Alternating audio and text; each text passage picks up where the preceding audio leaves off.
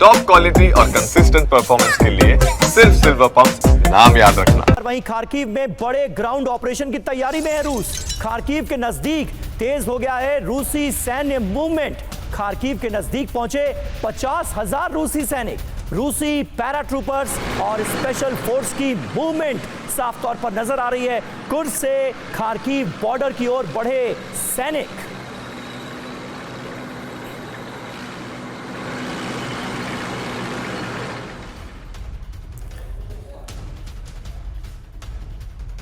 तो देखिए ऐसा हो क्यों रहा है, अब आपको यह बताते हैं। क्या खार्किव पर पूर्ण कब्जे की तैयारी की जा रही है? जी हां, खार्किव के नजदीक रूस की बड़ी सैन्य मूवमेंट देखी गई है। ये देखिए, ये तमाम इलाके हम आपको दिखा रहे हैं। खार्किव यहां पर है। रूसी डिप्लॉयमेंट बड़े पैमाने पर यहां पर की गई है। 50,000 से ज्यादा सैनिक खार्किव के नजदीक बॉर्डर पर तैनात कर दिए गए हैं। ये लुहांस्क का पूरा एरिया है और ये खार्किव है। खार्किव पर कब्जे की क्या यह पूरी तरह से तैयारी है?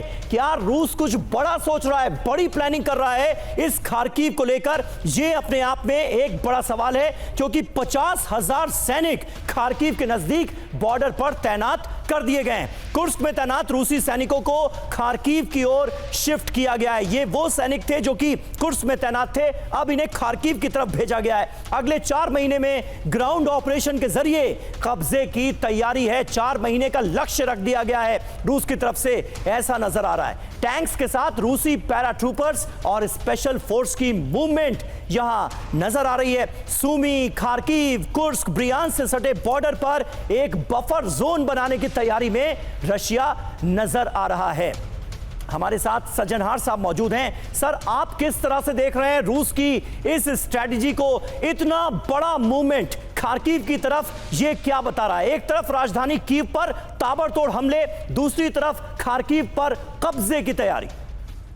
जी बहुत धन्यवाद समीर, मुझे आमंत्रित करने के लिए। देखिए, इससे बिल्कुल यही साफ जाहिर होता है, जो इतने दिनों से जो बातचीत चल रही है रूस और अमेरिका में, थोड़ी रूस और यूक्रेन में भी बातचीत कुछ हुई है सीज फायर को लेकर, तो उसमें रूस को कोई दिलचस्पी नहीं लग रही है। क्योंकि अगर कोई दिलचस्पी होती तो इतने ज़्यादा बड़े बड़े अटैक्स वो नहीं करता। वो चाहता है जितनी ज़्यादा टेरिटरी उसे मिल जाए, जिससे कि जब वो आता है, सीज फायर की बात होती है, नेगोशिएटिंग टेबल पर कुछ बात होती है, तो तब उसके पास, उसके कब्जे में जितने ज़्यादा से ज़्यादा टेरिटरी है, वो उसके बलबूते पर बातचीत करना चाहता है। सो पहली बात तो ये है, जो वो अभी राष्ट्रपति ट्रंप कुछ भी कहते रहें, जो वो नाराज़ हैं और उस अपने को डिसोसिएट कर लेंगे वगैरह वगैरह जी, परंतु रूस का बिल्कुल ये मत नहीं है। हालांकि काफ़ी हद तक मैं मानता हूं जो ये स्टेलमेट हो गया है, क्योंकि 3 महीने हो गए हैं समीर,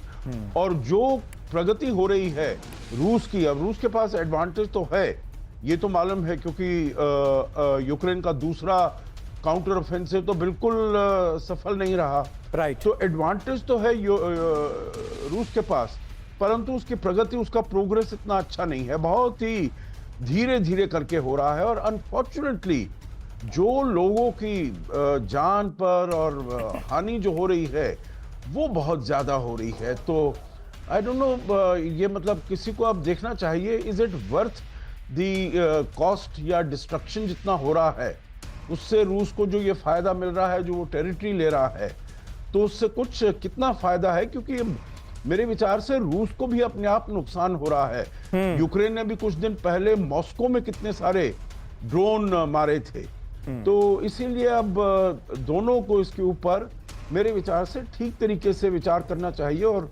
कोई ना कोई सीज फायर का कोई ना कोई रास्ता निकालना चाहिए। बिल्कुल सही कहा सर आपने, होना तो यही चाहिए, उम्मीदें तो यही की जा सकती हैं, लेकिन अभी सीज फायर के आसार नजर नहीं आ रहे हैं। सीज फायर की बातें तो बहुत हो रही हैं, लेकिन जंग और ज्यादा ग्राउंड पर भड़कती हुई नजर आ रही है।